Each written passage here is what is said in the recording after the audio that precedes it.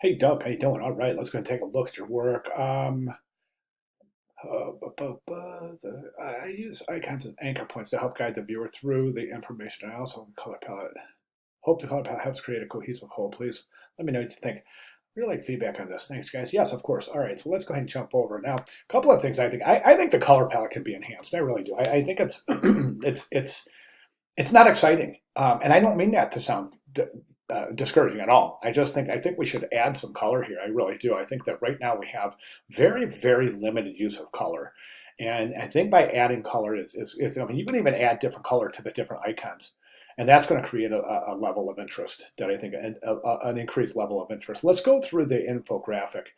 And I've got my zoom tool here, which hasn't been working too good lately. So right now it seems as though it is. So let's start with the top of the area. I think that you should create a header area. I think really a great way to really invite the viewer into the infographic is creating a very compelling header area. I want to show you one of the better examples that I've seen. This is pretty good right here. Vape Romance is interesting, but Craig's is really fantastic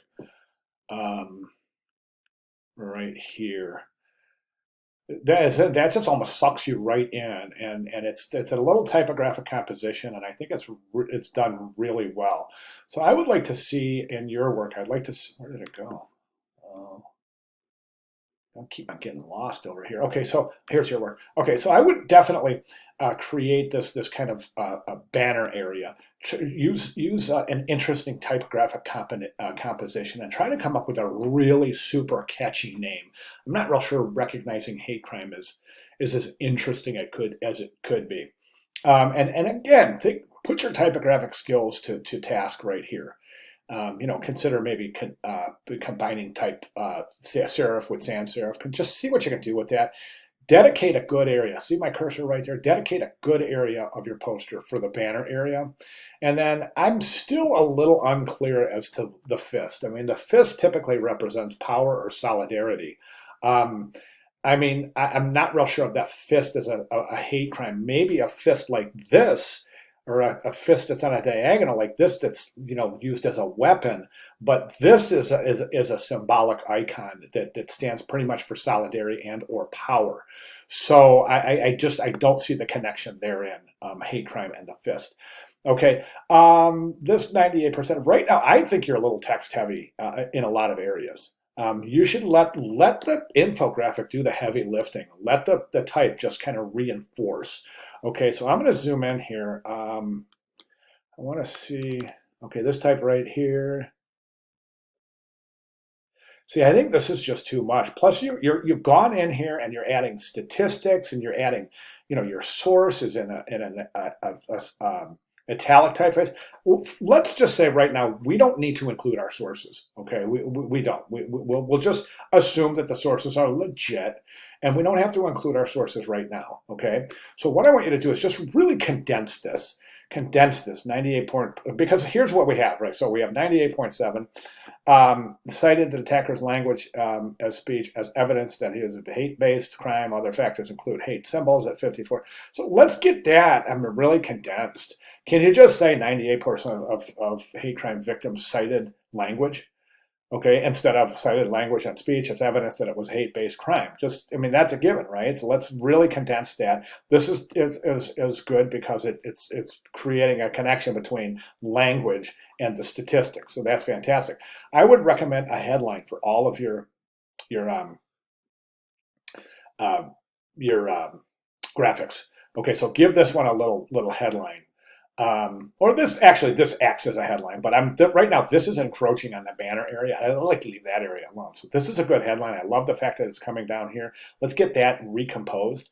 Okay, then over here, every hour in the United States, a hate crime is committed. Don't get rid of that source right there. And over here, this area is bugging me because you're left aligned through the entire composition except for the type that's right up against these bar graphs, which is fine. But then this is right aligned, so that's a little bit of a anomaly there. So let's go ahead and adjust that according every week. That's great graphic right there. That's a great graphic. This would love to see some color in those graphics.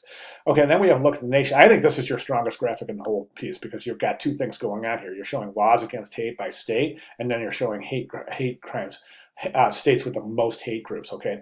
This, I think, should go above this, okay? Because you want to introduce what a hate group is before you say this is the number of states that have hate groups. Do you see what I'm saying? So let's get this, and then get a graphic in there too, all right? Hate crimes defined. Not real sure why these arrows, these are pointing to this. I just don't understand. I'm not getting that connection. To me, honestly, and again, I don't mean to sound discouraging, but this almost seems forced. Okay, so let's rethink this. And then again, you've got just so much text here. Here, you're really, really text heavy. And you can get rid of your sources. I think I mentioned that earlier. Yes, I did. Don't try not to mix. You don't need to get these. You have quotes in here and italic type, and you just don't want to do that. You just give the basic facts. Let the graphic do the heavy lifting. Okay.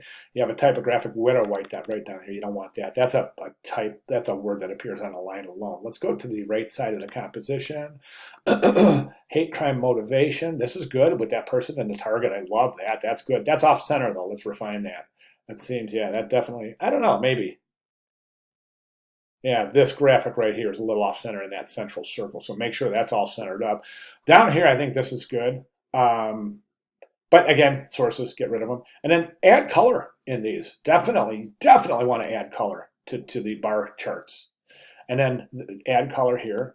Profile of offenders. This graphic, I'm not real sure about. If you're saying, this is just a baseball bat, so this isn't related to the profile of your offenders. Excuse me. Then this would need a graphic as well. Okay, reported versus non-reported. That's a great graphic. This is a good. Yeah, but again, we have this up here. Okay, so, and then the color, boy, I just think the color just really, really, I want you to experiment with color. Let me show you something real quick. I'm going to open up Illustrator, and I am going to pause this video for 1 second because Illustrator is going to take a second to open. I want to show you some color tools in Illustrator. Okay, so here's what I'm after. I have just opened a Okay, so here's what I'm after right here. I'm after the swatch panel right here. So if you take this little hamburger menu here, this flyout, let's check this out. Open swatch library, and I'm going to open up just art history. Let's go to ancient, but I just want to show you something. So these are all harmonious color palettes. Okay, here's ancient. Now we can go to the next one. Here's Baroque. Here's Impressionism. Here's Middle Ages, pop art, prehistoric, Renaissance, Russian art, celebration. Then we go into other color palettes. Let's go ahead and I want to get to some. I'm just going to close this right now because I want to go. So we have color palettes. So corporate, we have earth tones. Let's open that. Here's earth tones. We've got all sorts of gradients, kid stuff, metal, all sorts of different stuff here, right? So these are wonderful color tools, and they come with really wonderful color palettes. So that's one way. And then also try Adobe Color. And what I'm getting at is I just really want you to experiment with your color and really let's see if we can get a really compelling color palette going here. I think we definitely need more colors, and then in addition to some of the other comments that I had mentioned earlier. Okay, awesome. So yeah, all right. So I think it's a great start. I really do. Yeah. I would consider using a sans serif typeface instead of serif. A little bit less traditional. You know what I'm saying? I know. I just think it'll give it a more inviting feel to a little bit more contemporary. Okay, those are my comments. Sorry, I've taken almost 10 minutes here, but if you have any questions at all, please let me know. And I'll be glad to clarify anything. And all right, looking forward to the final. Thanks, Doug.